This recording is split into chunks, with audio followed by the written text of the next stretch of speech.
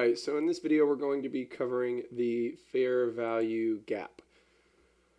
So, first thing first, structure identification. What does a fair value gap look like? So for a fair value gap, we're kind of looking at the same scenario as the order block where we have a bullish and we have a bearish fair value gap. Now, for a bearish fair value gap or a bullish fair value gap, we're going to need 3 candles. So we could look at this, you can just count 1, 2, 3. So for the bearish example, we're going to be looking at the low of the first candle and the high of the third candle. And now this is what we will define as our gap or our fair value gap. So the reasoning behind it is because price moves fast and one directional and does not allow much trading. It could also be looked at very similar to a liquidity void. There's not much liquidity in this gap because it gapped down. So generally what we'll expect them to come up to that gap, fill in some form of that liquidity, and then continue with what they were doing. So the opposite side, if we're looking at a bullish fair value gap, we're going to be doing the same thing. We have to have 3 candles. You can count them, 1, 2, and 3. Now we're flipping it. Instead of looking at the low of the first candle, now we're looking at the high of the first candle and the low of the third candle. So if the wicks are not touching, that would be our fair value gap. And again, we would want to see it pull back, feel some level of it, and then continue. So where to look on the fair value gap as far as entries? Generally, we'll look at, same way that we looked at the breaker, same way that we look at the order block, we'll look at 3 levels. We'll look at right here, the low of that third candle. Then we'll measure 50% of the fair value gap, and then we'll be looking at the high of that first candle, right here, the low of the fair value gap. Now, in the event that the fair value gap does not fill pretty quickly, so in the next couple candles, if it doesn't fill, say it just runs away, what they'll do is they'll come back and use that fair value gap at a later time. So sometimes they will leave these completely open and it won't come back to rebalance them, sometimes for months at a time. And on the higher time frames, sometimes even years at a time. Right? So sometimes there is a lot of lag time between when the fair value gap is created and when it's actually filled. So, looking at some examples on the daily and the 4-hour. Let's go here. Let me go ahead and clear all these off.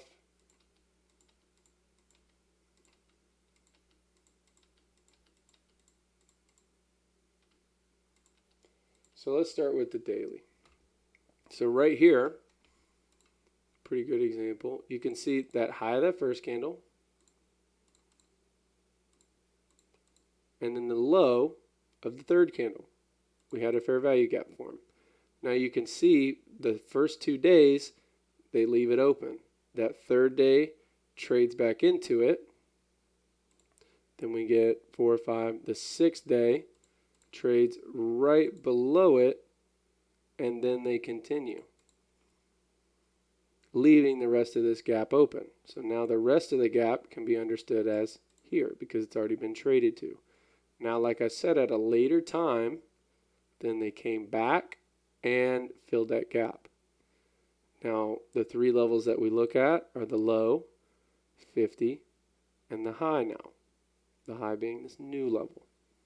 You can see they trade down to that low there and then push up, pull back into this zone.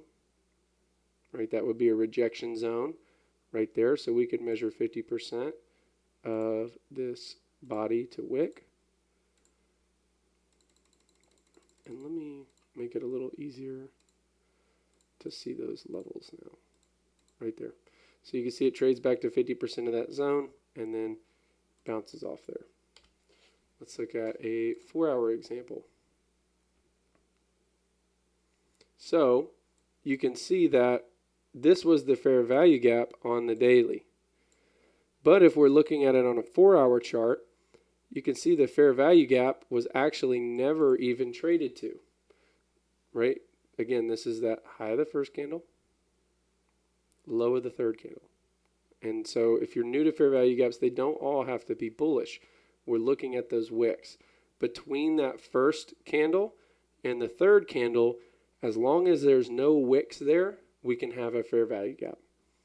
And so you can see they trade away, and they spend a long time up here, and then eventually, as they're trading back down to it, attack it.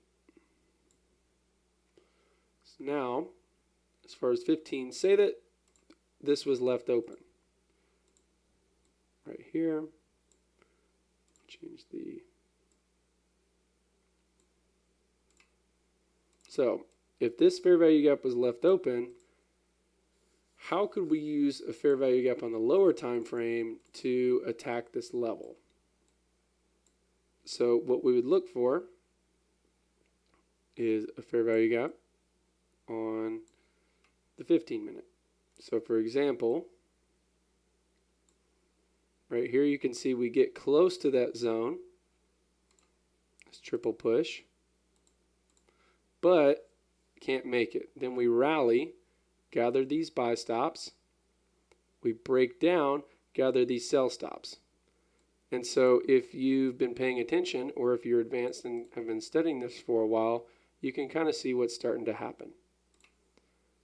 This here is our breaker, right? This is the last leg of selling that occurred before the stop hunt leg. So once they run up here and they trade down and break structure, again, now they've grabbed the buy stops and they've grabbed the sell stops. We have a transaction on our hands. Trades up right into that sweet spot of that breaker. Stop would go here around the high, and then we would target the first level of that gap. It's about a 2.8 to 1. We might even just round that up to a 3 to 1.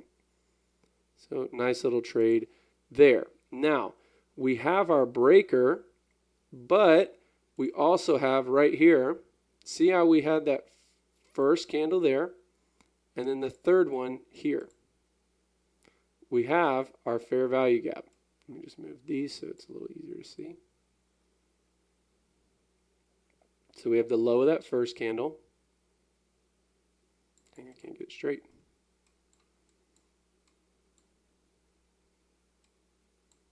Right here. And then we have the low of the third candle right here. Now you can see that very next candle right here, we have a fair value gap. So when it trades back up into that fair value gap right here around the high, we could look to go short there. Now, we'll talk about confluence and how to wait for trades because, again, we would be waiting for this breaker setup. By the time that this was traded to, we had not yet taken the sell stops. Again, the sell stops were below here and above here.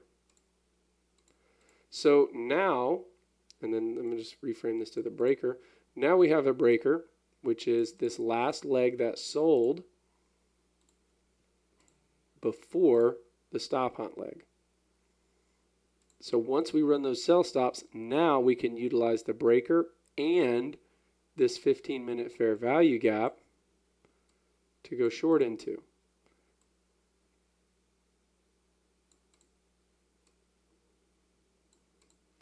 So right there, once the fair value gap was formed, that level stays there.